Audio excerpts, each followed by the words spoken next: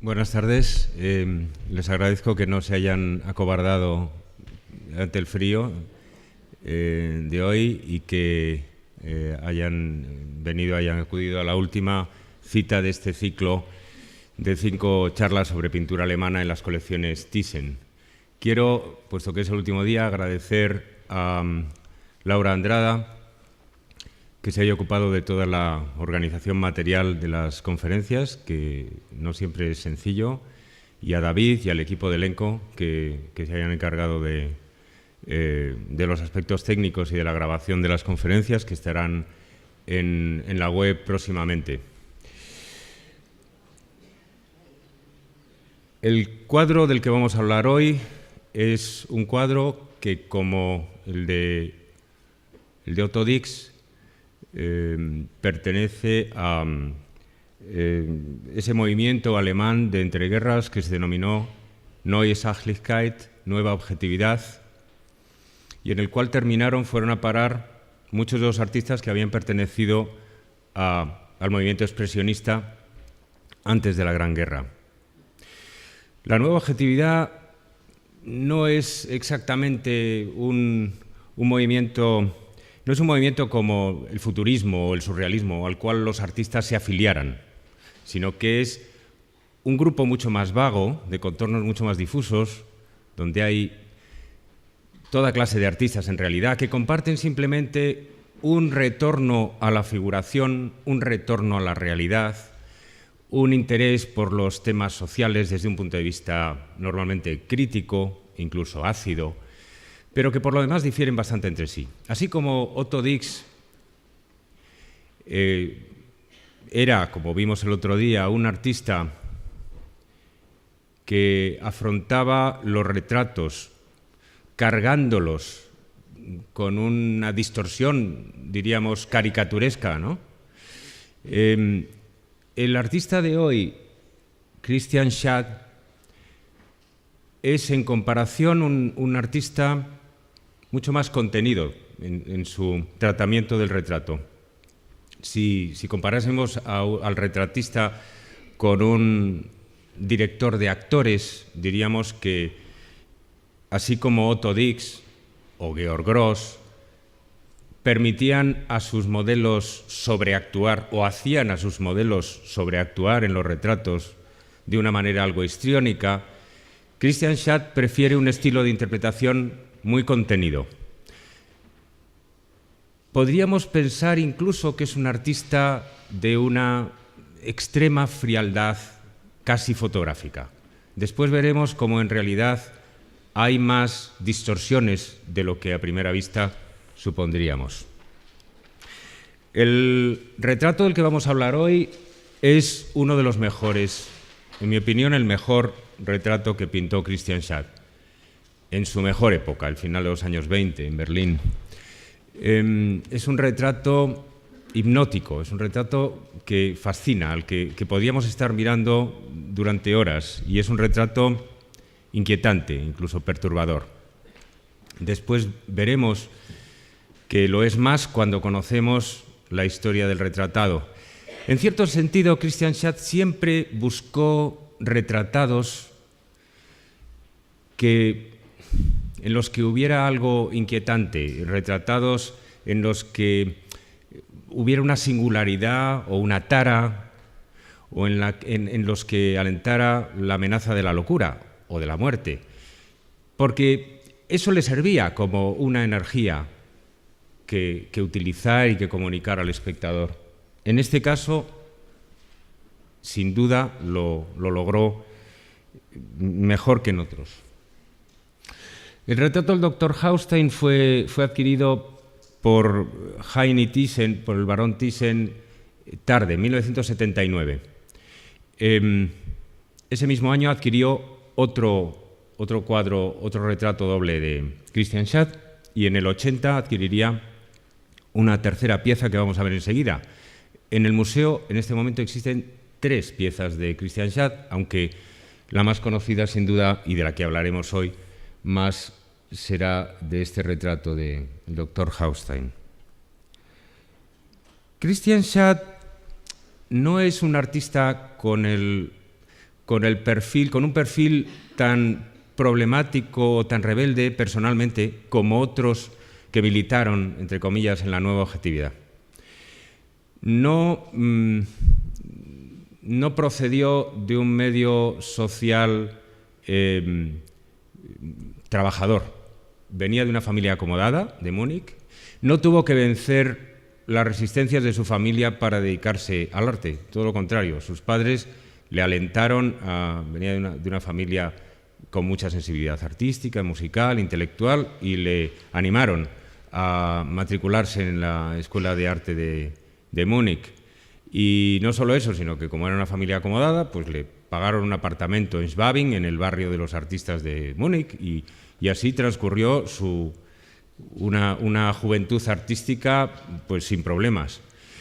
No fue un artista que militara políticamente, como tantos otros lo hicieron en los años de la guerra, sobre todo, y de la posguerra en Alemania, que fue particularmente conflictiva, ¿no? Algunos de ellos incluso combatiendo en las calles, en las barricadas. Schad nunca estuvo interesado por la política, aunque este hecho a la larga le pasaría factura. Y finalmente tampoco decidió apuntarse voluntario a la guerra, como sí lo harían algunos de sus contemporáneos. Hemos visto en este mismo curso el caso de Franz Marc, que acudió como voluntario, como lo haría Otto Dix, aunque luego se convirtiera en un pacifista radical. Christian Schad siempre tuvo, en esto como en tantas otras cosas, un approach, una actitud más fría y más cínica y más realista, desde luego. Pensó desde el primer momento que la guerra era absurda y como consecuencia de ello se buscó a un amigo médico que le diagnosticó una falsa enfermedad cardíaca y recomendó su traslado inmediato a Zúrich, a un sanatorio para ser tratado, consejo que efectivamente siguió Schad, trasladándose a Zúrich. Pero en vez de seguir allí un tratamiento clínico cardiológico, lo que hizo fue tratar con los artistas, claro. Tiene unas frases muy bonitas del momento mismo de pasar la frontera en 1915, ya iniciada la guerra entre Alemania y Suiza. Y dice, al cruzar la frontera de Suiza sentí que había dejado atrás un mundo donde todos los sujetos estaban esclavizados, unos cavando trincheras, otros disparando, otros produciendo para el esfuerzo bélico, pero nadie era libre. Y de pronto me vi dando un paso en un mundo donde cada uno era libre de buscar la felicidad a su manera. Ese fue el único ideal político constante de Schad a lo largo de toda su vida, ¿no? La búsqueda de la libertad individual. En Zúrich, en 1915, conoció enseguida, en una tienda de pinturas, a algunos artistas relacionados con Dada, con el movimiento que eclosionaba entre el año 15 y 16, entre los artistas, sobre todo exiliados, que habían huido de la guerra y creando un movimiento que, desde luego, desde el primer momento tendría características pacifistas radicales y de crítica, de rechazo, de ruptura con la civilización burguesa establecida, ¿no? En ese tiempo en Suiza, que se prolongaría hasta el año 20, o sea, todo el periodo de la guerra lo pasaría allí, Schad comenzó a colaborar con escritores, con poetas, se trasladó de Zúrich a Ginebra buscando aprender mejor el francés, cosa que en aquel momento tenía algo de tour de force, incluso un poco, como diría, suicida, porque en Ginebra el antigermanismo era casi más violento que en Francia. Y dice, yo no podía hablar alemán, no me podían oír hablar alemán en la calle, porque me hubieran apedreado, ¿no? Pero dice, eso me vino bien, porque así pude practicar el francés a todas horas. En Zúrich y luego en Ginebra comenzó a experimentar, no ya con la pintura, sino con otras técnicas, con otros medios, como era propio de los artistas dadaístas, creando, por ejemplo, una serie de experimentos fotográficos que Tristan Tzara llamó shadowgraphies. Las shadowgraphies consistían en colocar objetos sobre papel sensible a la luz, papel fotográfico, y exponerlos a la luz para que dejaran sus sombras. En los assemblages, los relieves collages de madera que creó poco después, a continuación de las shadowgraphies, como este que pertenece a nuestras colecciones, y en los que hace acopio de pequeños objetos, de complementos, ¿no? De hebillas, botones, monedas, etiquetas, todo ese tipo de pequeños objetos que evocan, son fragmentos de la vida cotidiana. Bueno, pues en ellos trata de crear un mundo, ¿cómo diría?, con una belleza de lo humilde, con una belleza de lo desechado, con un cierto afán que es compartido por Hans Arp o por Curtis Witters en estos años, de reconstruir la belleza del mundo a partir de sus fragmentos, de sus ruinas, de sus cenizas, ¿no? Hay Baudelaire hablaba del oficio de los barrenderos, de los basureros, ¿no? Y de cómo los traperos, mejor dicho, son un poco artistas, porque van seleccionando aquí y allá los materiales que valen, los que no valen. Pues el artista Dada que confecciona este tipo de collages, ya digo, Arp, Schwitters y el propio Schad, aunque sea mucho menos conocido en este dominio, es también un coleccionista de pequeños tesoros rescatados de la basura.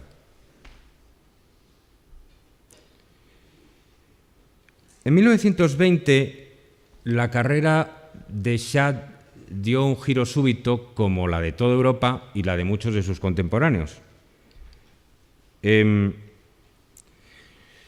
1920, Schad se trasladó de Suiza a Italia.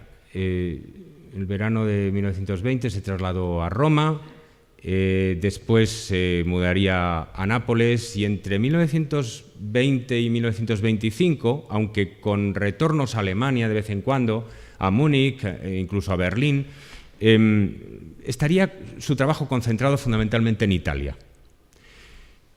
Picasso, saliendo del cubismo en 1917, había ya descubierto con los ballets rusos el enorme potencial de Italia para crear una nueva sensibilidad y un nuevo estilo.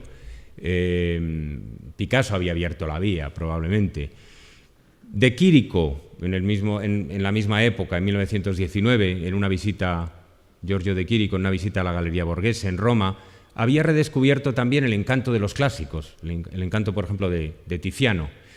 La experiencia de Schad fue muy similar a la de estos grandes precursores. En el Palazzo Barberini de Roma se enamoró de la Fornarina de Rafael, y él explica la Fornarina como el origen de su estilo realista, de su particular retorno al orden de los años 20. Vio en la Fornarina el realismo, el énfasis en el dibujo, la importancia de lo erótico y la magia de la mirada, la magia de los ojos misteriosos, que serán características de todos sus retratos. Repito, el realismo, el énfasis en el dibujo, el erotismo y la fascinación hipnótica de los grandes ojos de la Fornarina, que, como saben, era la amante de Rafael, ¿no? Y a la que dibujó y pintó en varias versiones. La más famosa de ellas es esta. Ahora, esta inspiración clásica, esta especie de retorno al Renacimiento, hay que entenderlo, como en el caso de Picasso y como en el caso de Giorgio de Chirico, mediado por la sensibilidad moderna y por los medios modernos. María y Annunziata del Puerto, llamadas así, del Puerto, eran dos actrices del Teatro Rossini de Nápoles a las que retrató en 1923. Podemos detectar lo que hay en esta mirada sobre ellas de semejante a la Fornarina. Los grandes ojos, profundos, el énfasis en la mirada, el énfasis en el contorno del cuerpo, en el cuerpo estrictamente dibujado, pero la luz y el efecto es un efecto intensamente, llamativamente fotográfico y casi cinematográfico. Estamos contemplándolas, para empezar, en picado, y la iluminación es desde abajo. En los años 30 se haría alguna fotografía Christian Schad así, con la luz viniendo desde abajo, que es algo característico de cierto cine de sombras, expresionista o después del film noir. Y el efecto de conjunto, ya digo, es un efecto más inmediato, de mayor proximidad y más inquietante también que el del retrato clásico.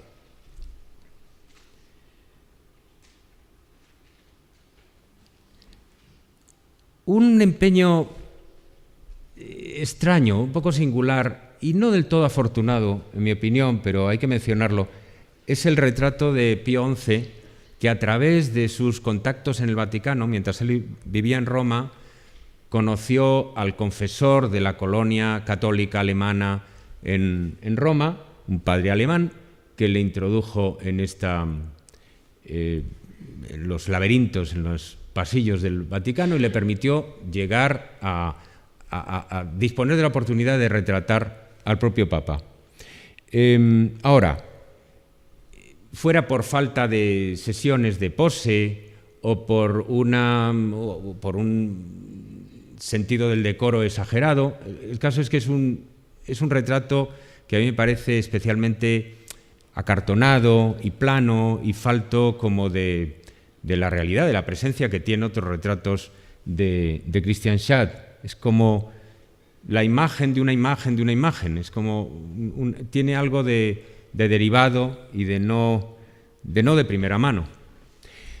Lo he traído, entre otras cosas, porque nos sirve como pretexto para recordar que también en este caso él estaba pensando en un modelo clásico, estaba pensando en el Julio II de Rafael, con esa expresión singularmente melancólica, en alguien que había sido un guerrero tan feroz. Julio II aparece en el retrato de Rafael como meditando sobre la vanidad de las cosas, aparece sumido en la melancolía, y esa es un poco la forma de representar a Pío XI. Pero Italia produjo un clasicismo de otro género para Schad, una oportunidad de un clasicismo más vivo, más directo, aunque no sin su dosis de escenificación, de teatralidad, por supuesto. Y en eso Schad le debió mucho a los artistas italianos de aquel momento.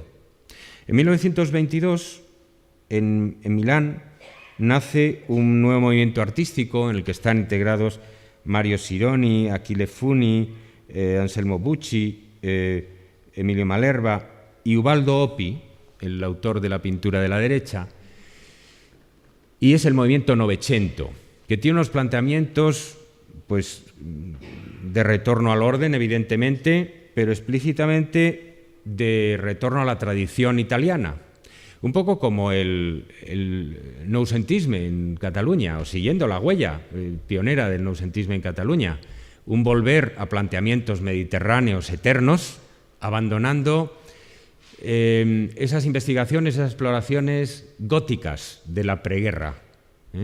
El modernismo había sido gótico, el futurismo era un poco gótico todavía, con sus angulosidades, el expresionismo era gótico. Se trataba ahora de abandonar esas tendencias espirituales, dramáticas o trágicas, mejor dicho, angulosas, como digo, en favor de un retorno al lenguaje clásico, greco-romano, greco-latino, a un equilibrio, a una noción de la armonía, a unos volúmenes más marcados. En ese camino, por supuesto, que el papel de Picasso también sería decisivo, el papel del Picasso neoclásico que se iniciaba en esos años. Entonces, se puede establecer una conexión fácil entre la joven esposa de Ubaldo Opie, un gran cuadro, una gran declaración de intenciones, digamos, del artista, con ese paisaje entre metafísico de Chirichiano y directamente inspirado en un Piero della Francesca, por ejemplo, y La mujer de Pozzuoli. Pozzuoli es un suburbio de Nápoles, donde en el siglo XVIII se atesoraban los restos de las excavaciones arqueológicas, ¿no?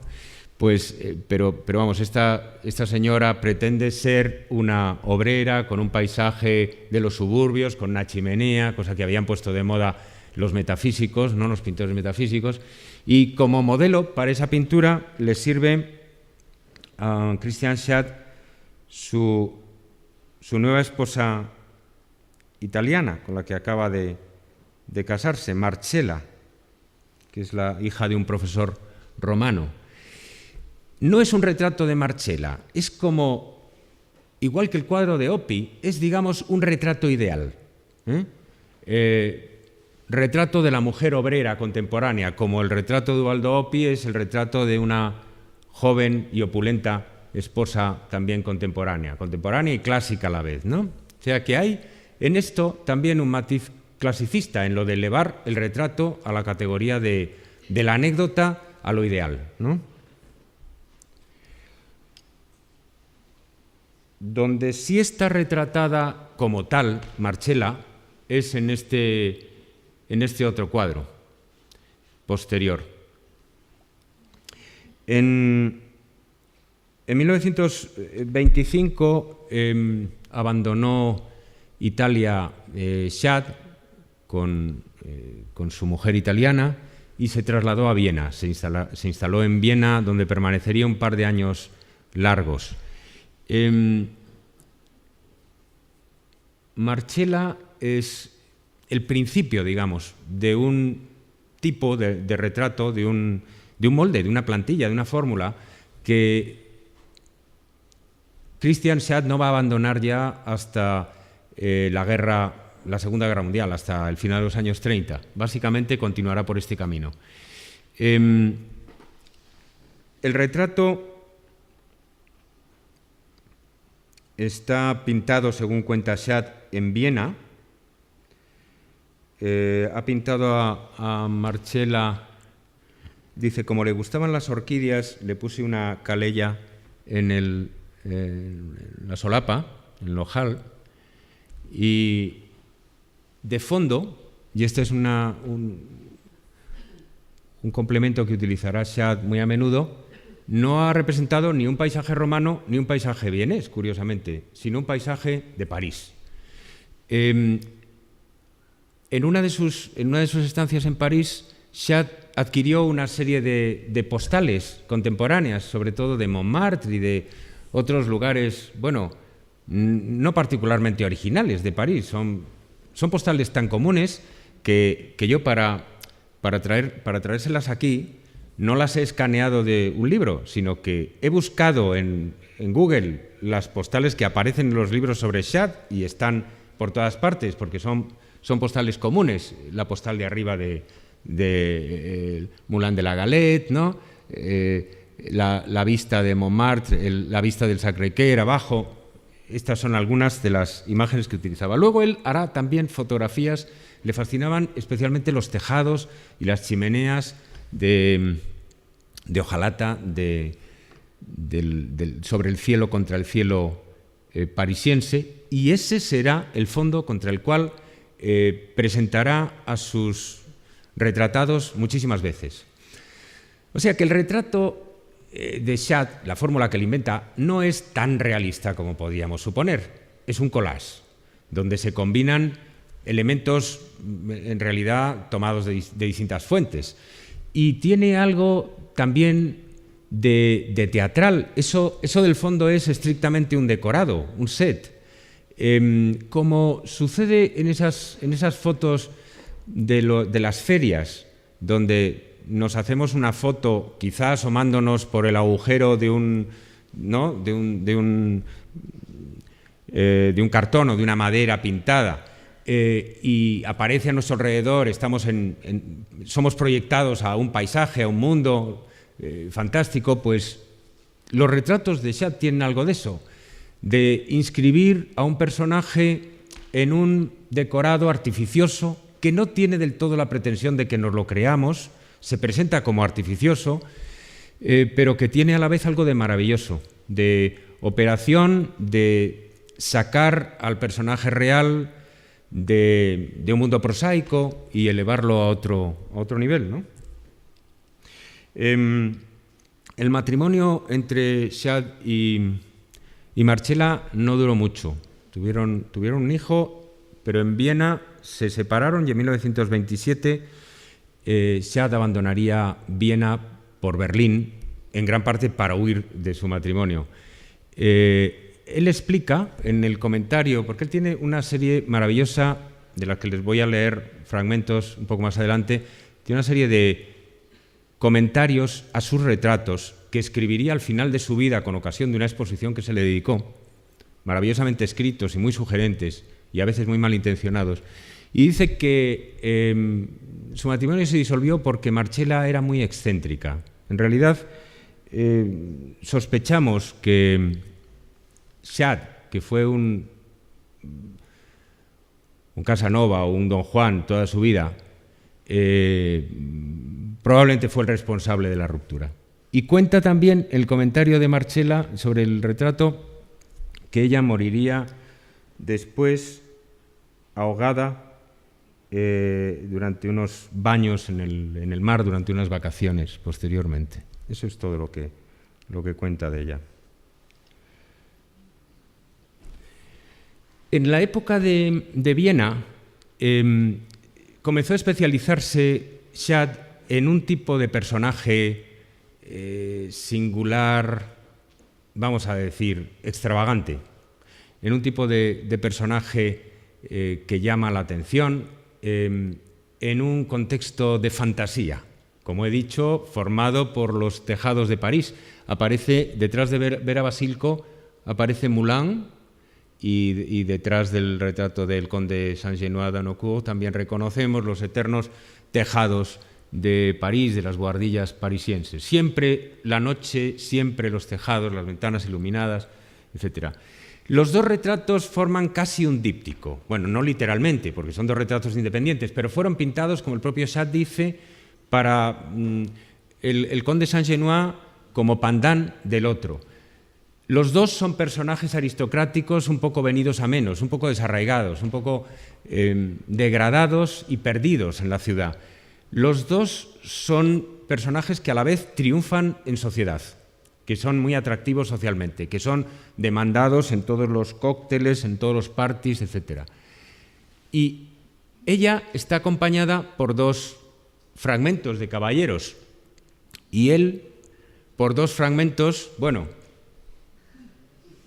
iba a decir de señoras, pero no son exactamente señoras. Vera Basilco era la hija supuesta del heredero del trono de Rutenia, uno de esos países que nunca existieron en realidad, que formaban parte del Imperio Austrohúngaro, y sus aspiraciones al trono de Rutenia se acabaron cuando rusos y polacos ocuparon su territorio. Entonces se refugió en Viena y llevaba una existencia, pues, errante, de cóctel en cóctel y de party en party, como digo. Era discreta y era muy bien acogida en todas partes, muy discreta, distinguida, elegante, etc. El conde Saint-Genoix debía ser algo más, notorio socialmente, menos. Dice Schadt en su comentario de este cuadro, y no me resisto a la tentación de leérselo. El conde Saint-Genoix era el tipo de persona que solo puede vivir en una ciudad con toda su libertad y sus constricciones sociales.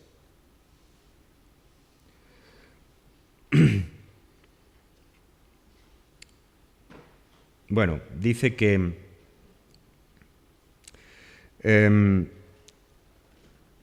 el conde aparece aquí con dos criaturas que rivalizan por su atención. Dice, una mujer a la izquierda más bien mayor y masculina, identificada como la baronesa Glassen, para quien el conde servía a menudo de acompañante, y el otro es, según explica Schad, un famoso travesti del no menos famoso Cabaret El Dorado de Berlín. Hay siempre esta operación de deslocalización, de mezclar cosas que están situadas en distintos sitios. No estábamos en Viena, bueno, el fondo es París, pero el travesti pertenece al Cabaret El Dorado. Estos son los travestidos y chicas en el Cabaret El Dorado. Les dejo el trabajo de determinar cuáles son qué, ¿no? Parece que por lo menos los dos primeros, o el del monóculo, ¿no? Por lo menos en son travestidos, y entre los demás puede haber alguna chica. El Cabaret El Dorado fue el más famoso de los cabarets de la libertad sexual en la época de Weimar, particularmente conocido porque se bailaba entre parejas, se formaban parejas del mismo sexo para bailar. Y además en el espectáculo había con frecuencia travestidos, lo que llamaríamos drag queens. El eslogan del Dorado era "Hier ist richtig", o sea, aquí está bien, aquí es correcto, aquí no pasa nada, ¿no? Aquí lo puedes hacer. Y fue el sitio que inspiró naturalmente el cabaret de Adiós a Berlín y de la película Cabaret de Voss, ¿no? Supondrán ustedes que los nazis lo cerraron. Los problemas en realidad empezaron antes, con von Papen, el representante del Zentrum católico, que quiso implantar una política decente en Berlín, a la noche berlinesa, y esa política comenzaría por cerrar todos los locales de ambiente gay, ¿no? Las fotos de arriba son las de la famosa esquina del Dorado, donde hoy hay un local que, digamos, se llama El Dorado y conecta con aquello, y el interior del cabaret.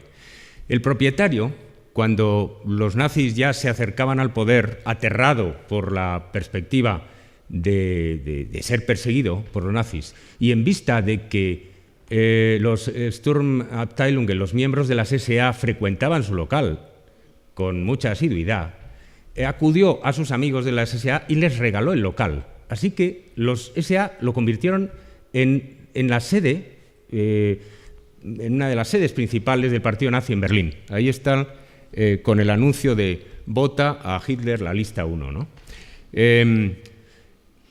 Bueno, cuando ya los nazis finalmente establecieron el poder, por supuesto, este tipo de cosas pues pasaron a la historia. Pero el Dorado disfrutó de una reputación legendaria que a alguien como Schad, perpetuamente interesado en... alguien con una mirada perversa, perpetuamente interesado por los márgenes de la sociedad burguesa, por supuesto interesado siempre en lo que hoy se llama genderbender, o sea, en esas personas que ponen a prueba las convenciones sobre el comportamiento sexual, ¿no? Los travestidos, los transexuales, los homosexuales, las lesbianas aparecen con mucha frecuencia. Bien es cierto que les voy a ahorrar, como la conferencia de Otto Dix parece que produjo algunas molestias o algunas rozaduras, pues hoy voy a ahorrar todo el material escabroso. No van a ver nada de estas cosas, pero se las pueden imaginar, ¿eh? Hay escenas relativamente explícitas, dibujadas y pintadas en la obra de Schad, relacionadas con la homosexualidad masculina y femenina. Hay particularmente un cuadro, las dos amigas, que compró el coleccionista Loder y que es particularmente explícito, pero no se lo voy a enseñar. Entre las singularidades Schad se convirtió en un cazador de singularidades, ¿no? En un cazador de tipos raros. Y por otras razones completamente distintas el conde Saint-Genoix, por ejemplo, el compositor Joseph Matthias Hauer era una rareza.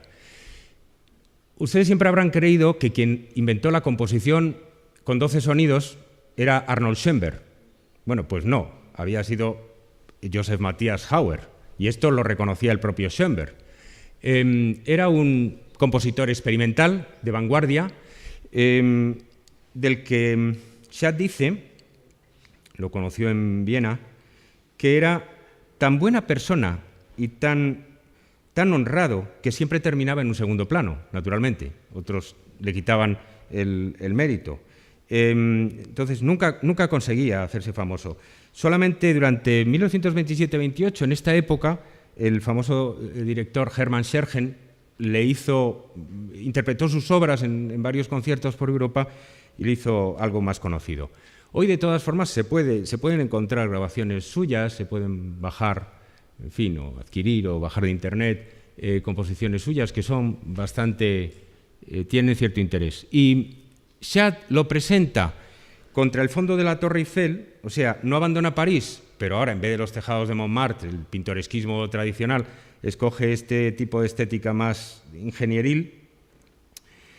Dice, por la siguiente razón, dice, para mí la música siempre ha tenido cierta afinidad con las construcciones matemáticas, así que era perfectamente natural el incluir un fragmento de la Torre Eiffel con sus tensiones aéreas en el retrato del inventor de una nueva técnica y una nueva ley en la música.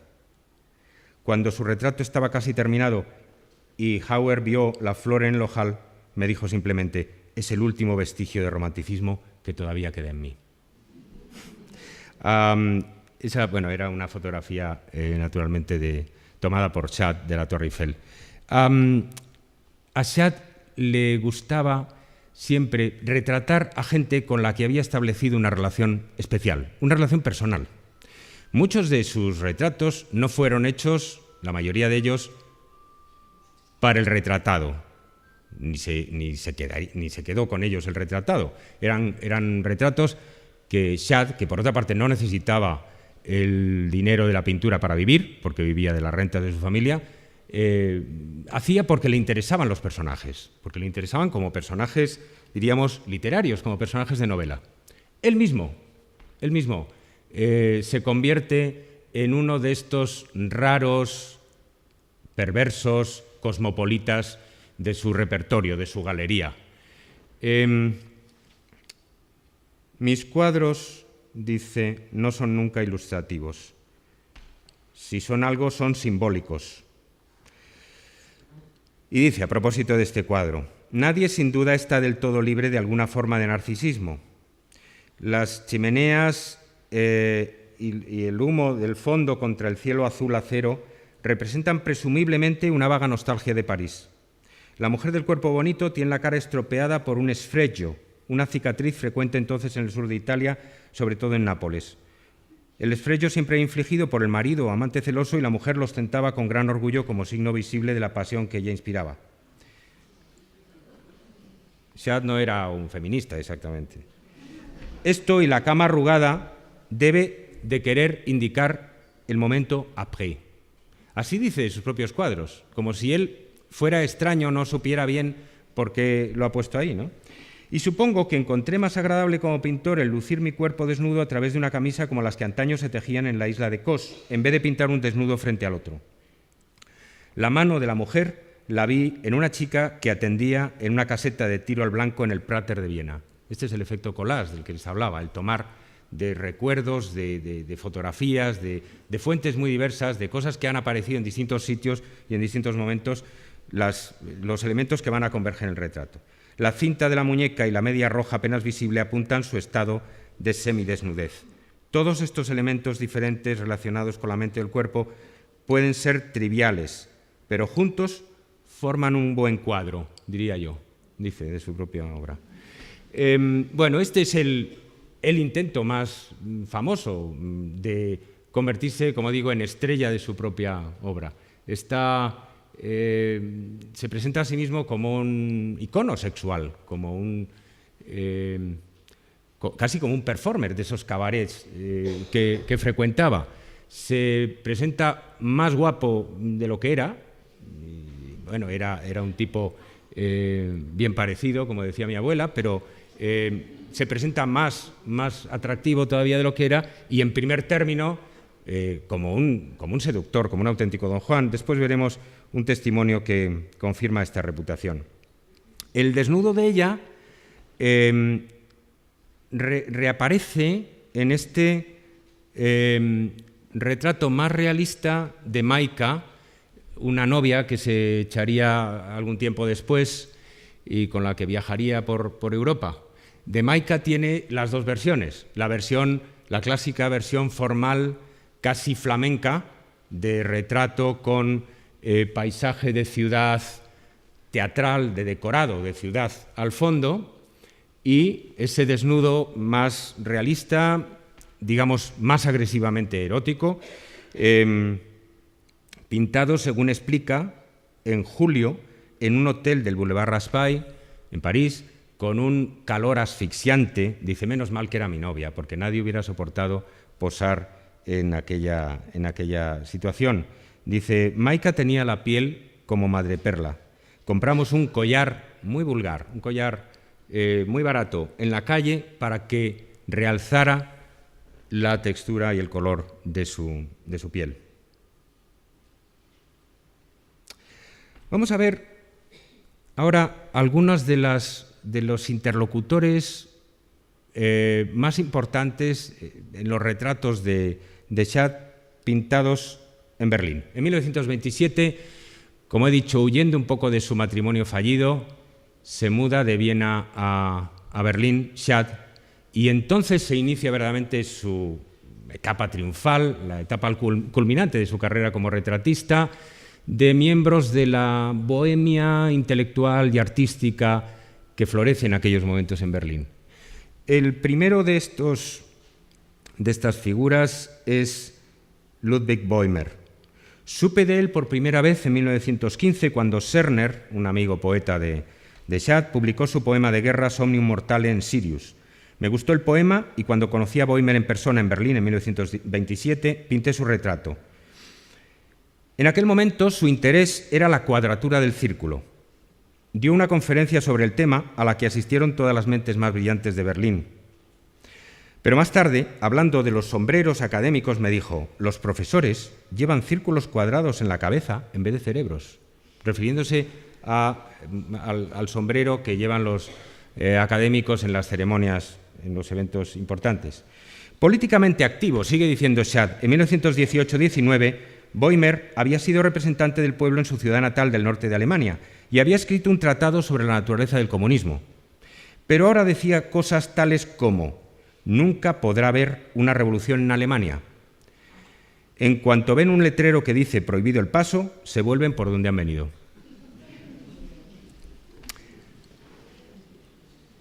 Un día, entre las multitudes de la Kurfürstendamm, la más importante y comercial avenida del centro de Berlín, Bäumer se paró en seco ante la Gedächtniskirche, la iglesia conmemorativa, la iglesia memorial, y gesticulando con los brazos me dijo en voz muy alta: mira, Schad, el gran útero de la Gedächtniskirche, el gran útero de la iglesia, de la capacidad de la iglesia. Más tarde, en un bar, me contó que nosotros, los intelectuales, debíamos hacer algo para mejorar la raza humana. Debíamos fecundar a muchas más mujeres.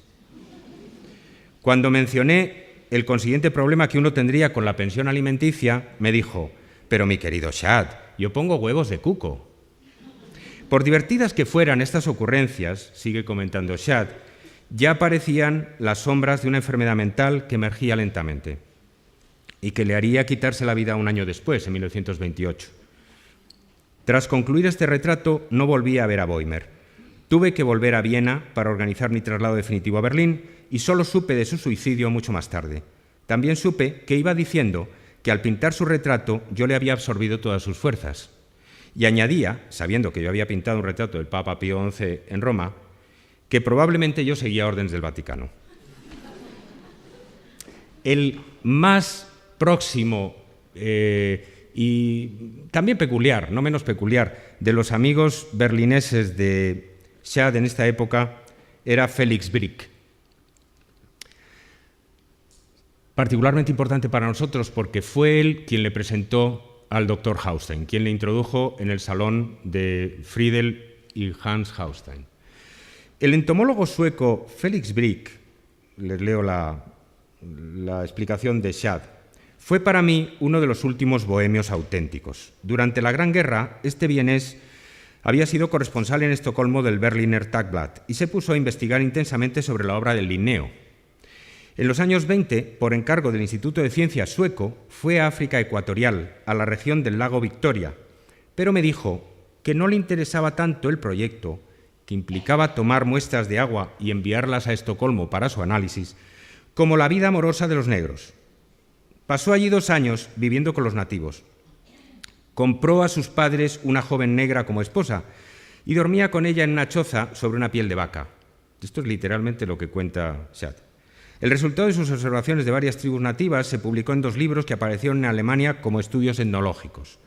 Para el segundo libro, Circuncisión masculina y femenina, hice algunos dibujos, de los cuales les he ahorrado, ¿no? Cuando me mandó una copia de su primer libro, Neger Eros, que he traído aquí la portada, aparecido en 1928, encontré dentro esta dedicatoria: a Christian Schad,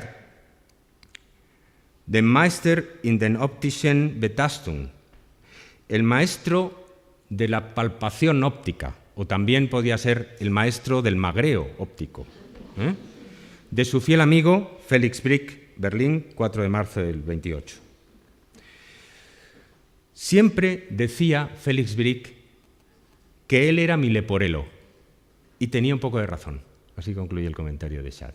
O sea que termina reconociendo que efectivamente él encajaba, o él termina aceptando ese papel de don Juan literario que hemos visto asignarle. Esta es la traducción de Neger Eros apareció en inglés con el título de Voodoo Eros, por supuesto no publicado en una editorial, porque no hubiera sido autorizado por la censura, sino que se distribuía por suscripción solo privadamente, digamos, en una edición privada.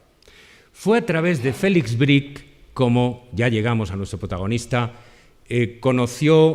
llegó al salón de Friedel y Hans Haustein, del doctor Haustein y su esposa, la doctora, porque también era doctora, Friedel Haustein, Christian Schad.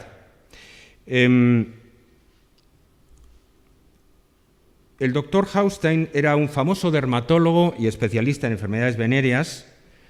Había nacido en 1894, o sea que en el momento de pintarse su retrato tenía 34 años. Y era un experto en higiene social, en prevención de enfermedades venéreas y en la historia de la sífilis misma. Por ejemplo, publicó toda una serie de artículos en los últimos años 10 y principios de los 20 sobre esa cuestión que todavía yo creo que apasiona a los investigadores, no estoy seguro de si la han resuelto, de si la sífilis, que aparece en Europa en torno a 1500, vino de América o no, porque parece que vino de América. Si fue traída por los primeros conquistadores o no. El doctor Haustein había participado en el segundo Congreso Soviético, en 1925, de lucha contra las enfermedades venéreas, con un grupo de médicos alemanes que se trasladaron a Kharkov, en la Unión Soviética, para hacer unos encuentros muy importantes donde intercambiaron información con los soviéticos. Los soviéticos, digamos, los alemanes aportaban el conocimiento teórico y científico y los soviéticos aportaban la investigación práctica, porque, en fin, había, digamos, un laboratorio muy amplio en la Unión Soviética. Por ejemplo, se contaba, una de las cosas que trajo Haustein de ese congreso fue el informe, vino muy impresionado por el informe de que en un lugar llamado Buriat el 42% de la población está infectada con sífilis. Todo esto había permitido a los soviéticos desarrollar muchísimas técnicas de diagnóstico, de detección y también de tratamiento empíricas. O sea que en los soviets encontraron un fabuloso acceso a un laboratorio humano sobre las enfermedades venéreas. Todo esto estaba unido también en esta relación con los soviéticos, estaba unido en Haustein a unos intereses sociales, políticamente de izquierdas, a su colaboración con el Partido Socialdemócrata en Alemania. Todo esto. En el salón de los Haustein, que había en la casa, en la residencia muy céntrica en Berlín de los Haustein, Friedel había creado como un lugar de encuentro, de acogida para intelectuales, más bien de izquierdas, más bien excéntricos.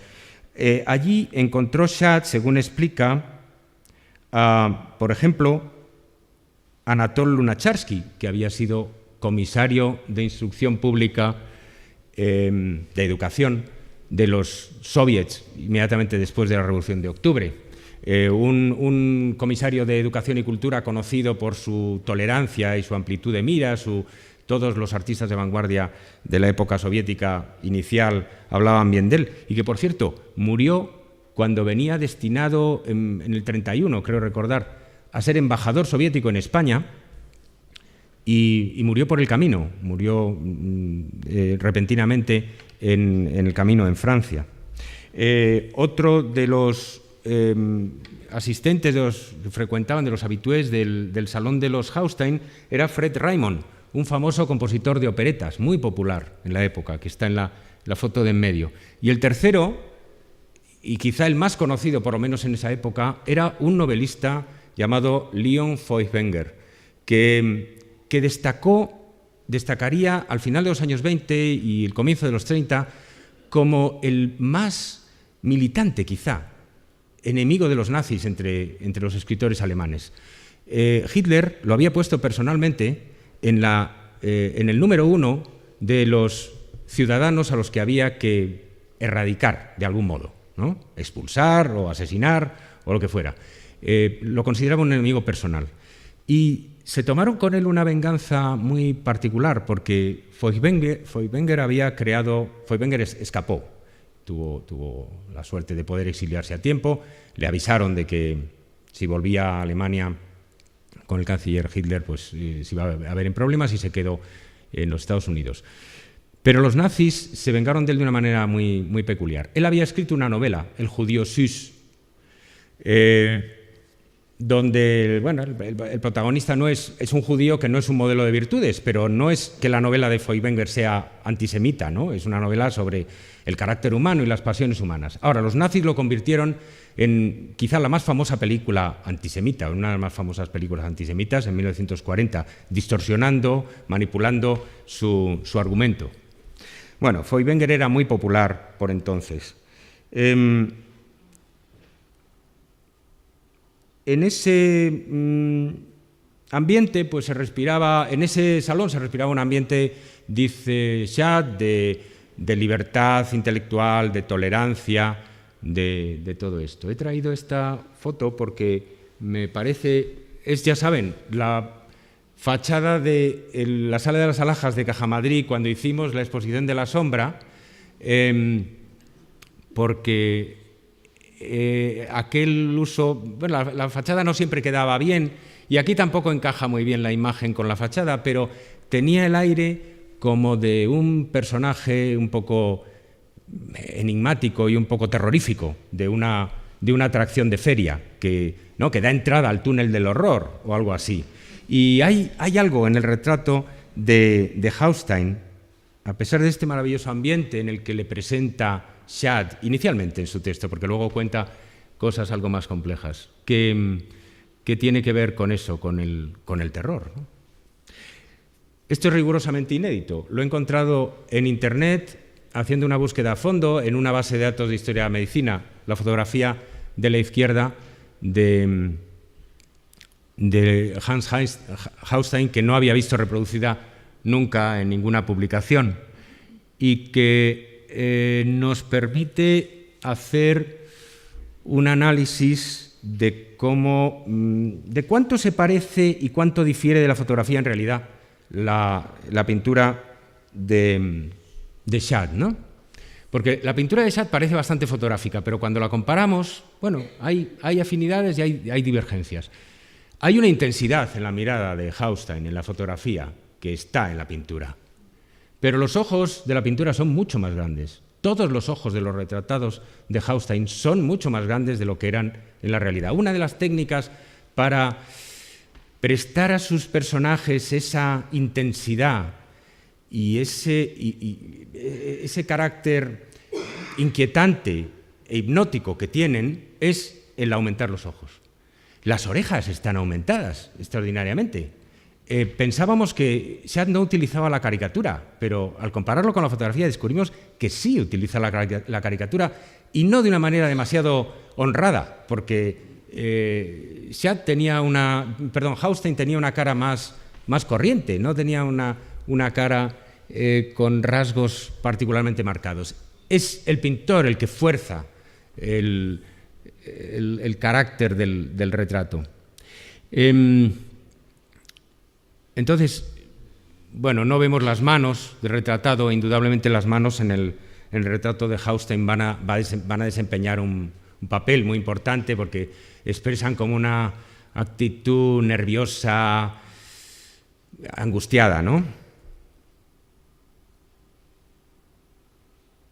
Ahí le tenéis con la sombra detrás, las manos tan, ¿cómo diría? No son muy flexibles, son rígidas, son casi como un objeto, ¿no? No sé si están muy bien pintadas, pero producen la expresión de algo casi mecánico, de un gesto mecánico. Y desde luego lo que sí están es crispadas, ¿no?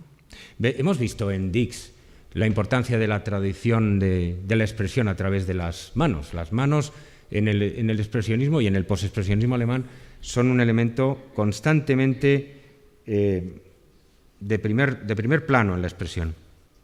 Y luego, como siempre pasa en la nueva objetividad, los objetos hablan. ¿Y qué objetos? ¿Qué significa ese trazo metálico que en la oscuridad del traje, contra la oscuridad del traje, es como un signo de interrogación? Yo creo que Chade, sin confesarlo, lo ha utilizado como un signo de interrogación invertido sobre la personalidad del retratado. Eso es o un catéter o una sonda. Y aquí les he traído catéteres de plata huecos y sondas de acero macizas. Tienen un uso uretral y urocístico, y eso es todo lo que les voy a explicar. Pero ¿no les parece singularmente perverso? Y entendiendo, conociendo ya como vamos conociendo algo a Chade, encaja perfectamente. El que le haya puesto, como en la solapa, en vez de una flor, en vez de un pañuelo, bueno, un instrumento clínico que le define profesionalmente, algo que es muy importante en el contexto de la nueva objetividad. Hemos visto en Dix los retratos de los médicos con sus cosas, con sus máquinas, con sus aparatos. Pero en el caso de Haustein, este objeto tan sencillo, pero tan perverso para quien sabe para qué se utiliza, que tiene que ver con la investigación, con el tratamiento de las enfermedades venéreas, que tiene que ver con las vías urinarias, pues resulta pues, un toque digno absolutamente del pintor, ¿no?, de Chade. En relación con el retrato de Haustein, hay un cuadro muy famoso, que quizás sea el cuadro más famoso de Christian Schad, que es Operación, de 1929. Una tarde en casa del doctor Haustein había un hombre de mi edad sentado a mi lado. Charlando con él supe que era cirujano y pronto tendría que dejarnos para efectuar una operación. O sea, el cirujano va a la tertulia y a continuación se va a la operación. Como expresé mi interés, él sugirió que podía acompañarle. Operaba en un hospital cerca de la Kurfürstendamm, o sea que se fueron caminando, porque la casa de Haustein estaba muy cerca de la Kurfürstendamm. Operaba en un hospital cerca de la Kudam, en el centro de la ciudad, donde me presentó como un colega suyo. Dijo que era un médico, claro. Alguien me puso una bata blanca y pude observar de cerca una operación de apéndice. Al cabo de 14 minutos, cuando la operación había concluido y nos quitamos las batas blancas, el cirujano dijo: «Bueno, pues ahora vamos de nuevo a bailar». Pero no me fui con él. Volví a casa y comencé a dibujar. Lo que me fascinaba era el juego casi matemáticamente exacto de acción e interacción, la vida concentrada del procedimiento que corría sin palabras con la precisión de un reloj. El médico, que por su parte estaba interesado en mi obra, venía por mi estudio de vez en cuando. Se trajo sus instrumentos y me aconsejó desde el punto de vista de un cirujano.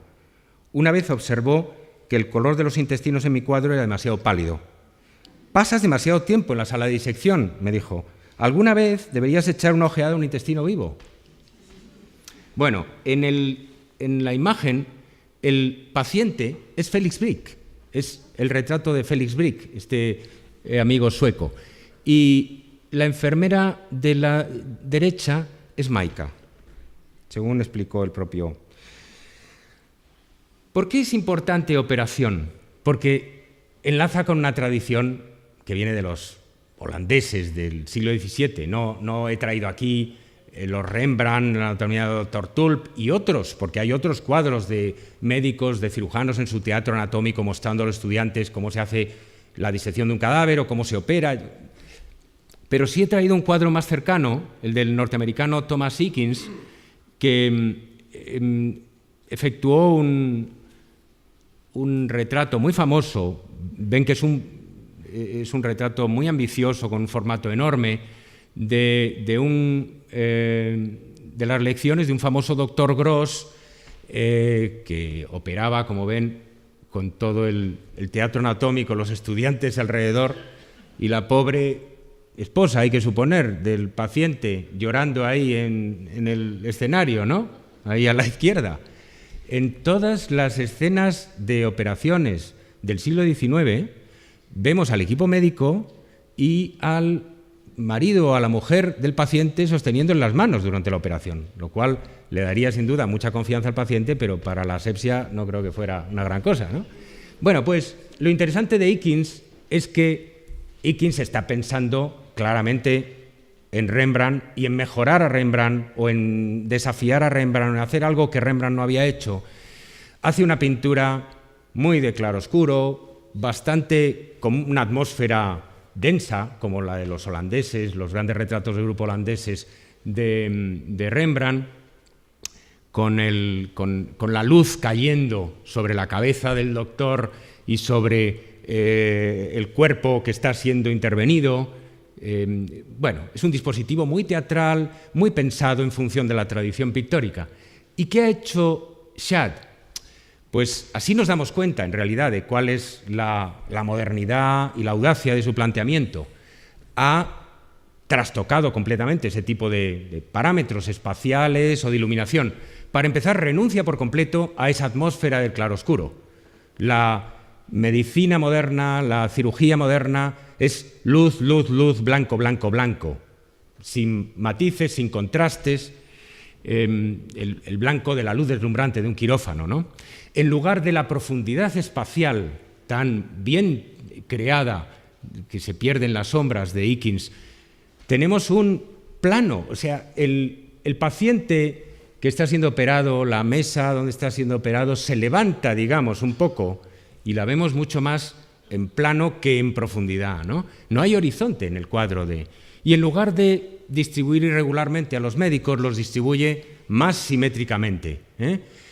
La medicina, la cirugía en particular, no solo es un objeto, una profesión emblemática de la modernidad, de los progresos de la tecnología moderna, sino que es un modelo para la pintura. Lo que está diciendo Schad es: así tiene que ser la pintura, y así es particularmente mi pintura. Yo opero como el cirujano sobre los cuerpos de los retratados, sobre la realidad en general, ¿no?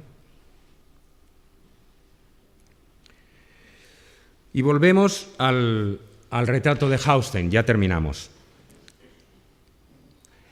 El elemento, bueno, que justificó la inclusión del cuadro de Schad en nuestra exposición de las sombras, está aquí con nosotros Juan Ángel, que hizo de comisario técnico y fue en gran parte el autor de aquella exposición, lo que hizo que planteáramos el cuadro de Shad un poco como el centro de toda la segunda parte de la exposición en Caja Madrid, es que la verdadera protagonista casi del cuadro es la sombra, rivalizando con el personaje que hay en primer término. Y esto es una cosa muy rara. Ciertamente hay muchos retratos en la tradición occidental donde hay una sombra sobre una pared, pero la sombra es un duplicado del personaje que está en primer término, no es otro personaje. Y aquí la sombra no es la del Dr. Haustein, sino es de otra persona. O no es una persona, porque sobre esta sombra se han planteado toda clase de hipótesis, a cual más salvaje. Por ejemplo, hay una interpretación según la cual esa sombra representaría un embrión humano y sería así una alusión a la profesión de Haustein como médico especializado en enfermedades venéreas.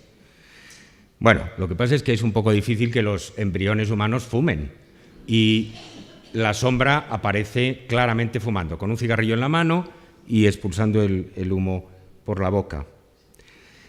El propio Shad explicaría en uno de esos comentarios a sus cuadros, a propósito del cuadro de Haustein, que la sombra proyectada en el fondo del cuadro era la sombra de una mujer concreta, llamada Sonia, de la que el doctor Haustein se había enamorado o por la que literalmente había perdido la cabeza.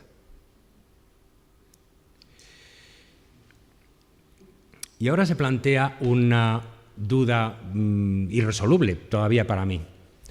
En nuestra página web, en la ficha del doctor Haustein, figuraba siempre que esta Sonia era la misma Sonia retratada por Shad un poco más tarde en este fantástico retrato, otra Bender-Gender, ¿no? Gender-Bender, otra especie de señora medio travesti, ¿no?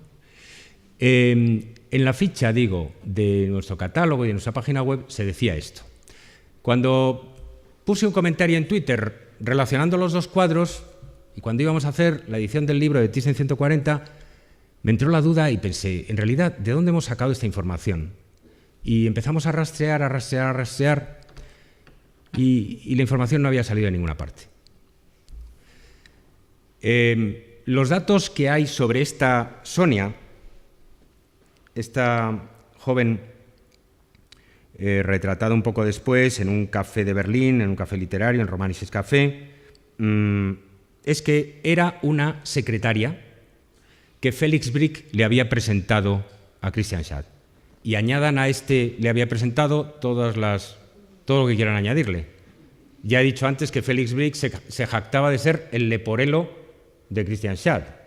Bueno, se le había presentado. Y en el cuadro introduce Schad al poeta Hermann Neisse, al que conocemos por un retrato de esa oreja característica que hay en la izquierda. Es la misma de este cuadro de Gross, del año 27, e introduce al propio Brig. El tipo de la chaqueta roja es un fragmento de Felix Brig, según explica el propio Christian Schad. Entonces, aparte de que es una secretaria con pinta de travestí, o quizá un travestí secretaria, que fuma Camel y que frecuenta los cafés literarios y que está como a tiro de las facultades de seductor de Schad, no sabemos nada más de Sonia. Pero el que no tengamos pruebas de que esta Sonia es la modelo de la que se había enamorado Haustein no quiere decir que no sea. Hay algunos elementos sospechosos. Primero, los dos cuadros están pintados sucesivamente, los dos tienen una figura central que se llama Sonia con J. Los dos están comentados por Schad sucesivamente. En su lista de retratos comentados habla primero del retrato de Haustein y dice que Haustein estaba enamorado de una tal Sonia, y a continuación nos pone el retrato de Sonia y explica que era una secretaria. Bueno, dada su afición a la mistificación, a jugar un poco con el lector y con el espectador, me pregunto si en realidad nuestra intuición no fundamentada, no documentada, era correcta después de todo. Y esta sería la modelo que proyectaba la famosa sombra, a pesar de la falta de datos suficientes, digamos. En el cuadro no solo hay una cabeza, hay la mano que fuma, pero esa mano que fuma es una pequeña garra, en realidad. Y más que la mera cabeza, la garra que entra en escena, que entra en el encuadre y que vive su propia vida, es un personaje central en el cine expresionista. El recurso de la sombra detrás del Dr. Haustein es un recurso fílmico, es un recurso cinematográfico y específicamente expresionista. He traído simplemente, bueno, 3 fotogramas icónicos del cine expresionista. El gabinete del Dr. Caligari, de Robert Wiene, de 1920, arriba, con el perfil y la garra. Nosferatu, el vampiro, de Murnau, de 1922, en el centro, que es quizá el más conocido. Y el tercero, que es menos conocido, pero no menos importante, porque fue una película que, aunque realizada en Norteamérica, tuvo un éxito tremendo en Alemania también, porque su realizador era alemán, era un famoso realizador, bueno, de origen vienés, Joseph von Sternberg. La tercera es Underworld, Submundo, titulado en castellano La ley de Lampa. Y el protagonista que ven ahí es Clive Brook. O sea, ya es una película de Hollywood, pero está inspirada completamente, todavía está impregnada de esa estética expresionista.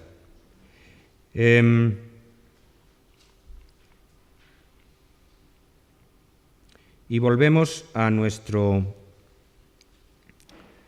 protagonista, ¿no? Vamos a preguntarnos, ya termino, ¿qué sucedió después de pintado el cuadro? Porque el propio Schad, en su comentario sobre el retrato del Dr. Haustein, nos cuenta algo de lo que pasó. Yo he añadido algunos datos, pero no he conseguido añadir demasiado, porque no existe demasiada información, sí sobre Haustein como investigador, como médico, pero no sobre su vida personal, sobre su vida privada, desde luego. Christian Schad cuenta que en 1931, después de enterarse al parecer de las relaciones adúlteras de su marido, Friedel Haustein se suicidó.